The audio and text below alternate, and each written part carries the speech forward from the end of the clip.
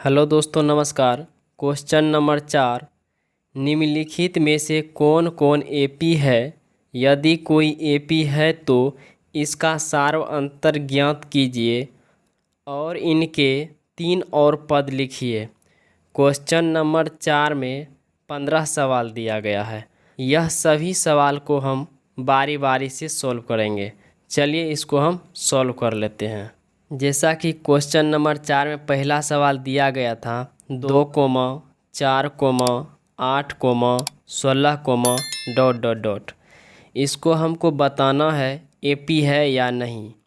तो इसको देखने से तो पता नहीं चलता है, लेकिन इसमें सार्वंतर हम ज्ञात कर लेते हैं तो क्लियर हो जाएगा कि यह एपी है या नहीं। तो चलिए हम सार्वंतर ज्ञात करते हैं। तो इसमें पहला पद दिया गया है प्रथम पद को ए से सूचित करते हैं। प्रथम पद 2 दिया गया है। सार्वंतर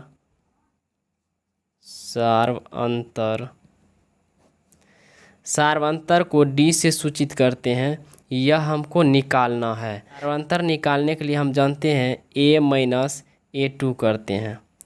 तो a1 हमारा जो है 2 है, a2 4 है, a3 8 है, a4 16 है। तो a2 के जगह पर हम 4 देंगे, माइनस है तो माइनस। a1 के जगह 2 देंगे।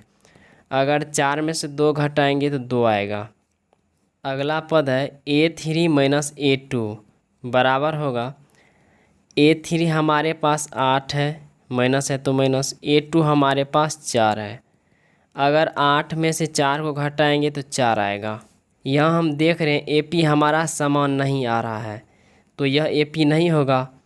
तो इससे आगे निकालने की ज़रूरी तो है नहीं, यहाँ पर ही हमको क्लियर हो गया। तो यहाँ लिख लेते हैं a2 minus a1 not equal to a3 minus a2। यह जो है a2 माइनस a1 के बराबर नहीं है। कौन? a3 minus a2। तो यह यहाँ लिख लेते हैं, यह सूची एपी नहीं है। तो इसी तरह से 1 नंबर सवाल मेरा कंप्लीट हो गया। दूसरे नंबर की ओर चलते हैं। जैसा कि दूसरा क्वेश्चन दिया हुआ है 2, 5/2, 3, 7/2, ... इसमें पहला पद दिया हुआ है और सार्वंतर निकालना है। तो हमारे पास प्रथम पद a बराबर 2 और सार्वंतर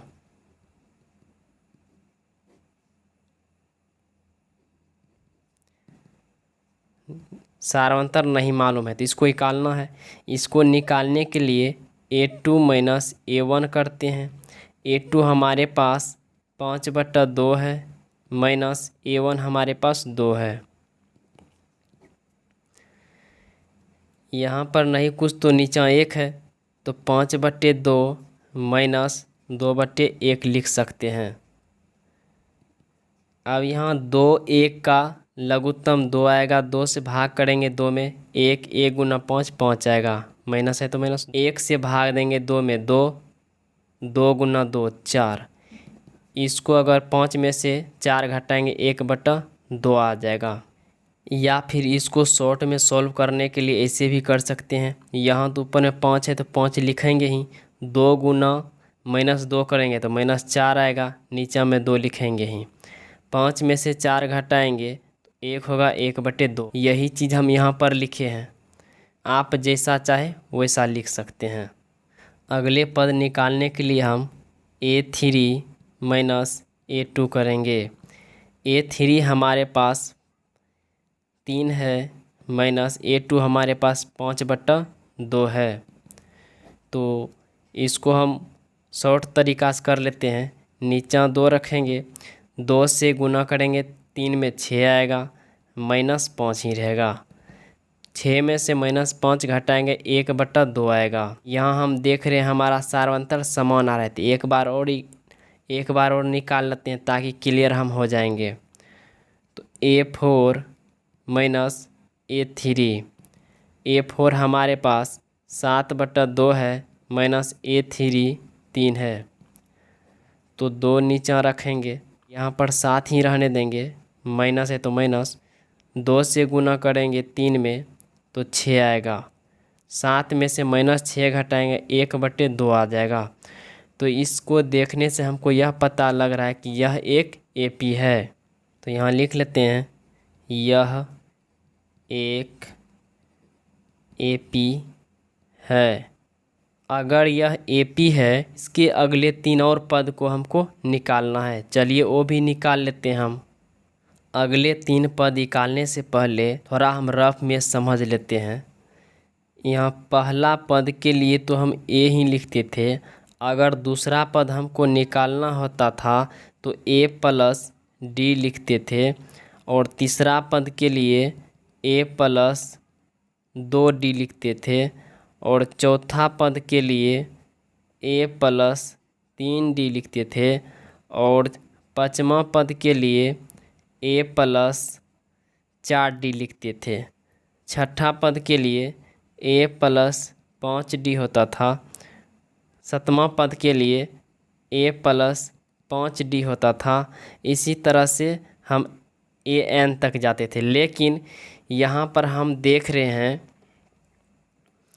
कि पहला पद, दूसरा पद, तीसरा पद, चौथा पद तक दिया हुआ है, लेकिन हमको निकालना क्या है, 3 पद तक। यानी चौथा पद तक दिया हुआ है तो हमको निकालना है, पाँचवा पद निकालना है, छठा पद निकालना है, और सातवां पद निकालना है। ए हमको मालूम है, ए हमारे पास 2 है, और डी हमारे पास 1/2 है। अगर यह दोनों मालूम है तो पाँचवा पद, छठा पद, सातवां पद निकाल सकते हैं, और भी ज़्यादा निकाल सकते हैं, लेकिन यहाँ 3 ही पद तक दिया है तो हम 3 ही पद तक निकालेंगे। चलिए इसको सोल्व करते हैं। यहाँ पर चौथा पद तो दिया हुआ है, पाँचवा पद हम निकाल लेते हैं। तो यहाँ लिख लेते हैं अगले 3 पद के लिए A हमारा 2 रहेगा, D हमारा जो है 1/2 रहेगा। तो चौथा पद तो दिया हुआ है, पाँचवा पद लिख लेते हैं A + 4D। तो A हमारे पास 2 दिया हुआ है, प्लस 4 गुने D 1/2 दिया है। 2 से 4 को काटेंगे, 2 बार में कटेगा। यहाँ 2 + 4 गुना 1, 2 गुना 1 2 होगा, इसको जोड़ेंगे हम 4 होगा। यानी हमारा जो है पाँचवा पद 4 निकल गया। इसी तरह से छठा पद निकालेंगे, A + 5D। A हमारे पास 2 है, प्लस 5 गुना D हमारे पास 1/2 है। 2 + 5 गुना 1 5, नीचा 2 रहेगा। अगर इसको हम जोड़ेंगे, 2 गुना 2 4 होता है, प्लस 5, तो इसको जोड़ने पर 5 में 4 जोड़ेंगे 9/2 आएगा। इसको काटेंगे, पूर्णांक में लाएंगे तो 4.1/2 आएगा। अगर आपको पूर्णांक में नहीं लाना है तो 9/2 ही सही है। यानी A6 हमारे पास जो है 9/2 आ गया।